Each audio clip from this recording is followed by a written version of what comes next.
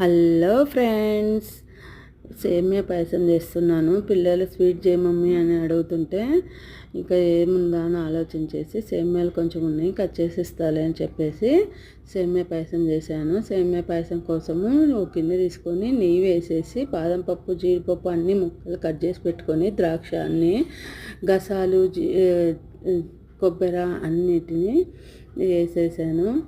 Taste గసాలు వేసుకుంటే బాగుంటుంది friends. గసగసాలని షాప్లో దొరికితే అడిగితే ఇస్తారు, మనకి బాగుంటాయి. అన్నీ వేయించుకొని కప్పుకి వేసేసాను. ఒక గ్లాస్ సేమియా తీసేసుకొని కొలుచుకునేవి సేమియాని కూడా బాగా రోస్ట్గా వేయించాను. బాగా రోస్ట్గా వేగినాక పాలు పక్కన మరగనిచ్చాను. ఆ పాలను తీసి దీంట్లో పోసేసాను. బాగా కొంచెం వాటర్ కూడా వేసాను. ఉడికినాక షుగరు అందరూ తక్కువ తినే వాళ్ళైతే ఒకటికి ఒకటి కొంచెం తక్కువ వేసుకోవచ్చు. మేము కొంచెం స్వీట్ ఎక్కువ తింటాం కాబట్టి ఎక్కువ వేసుకున్నాను. రెడీ.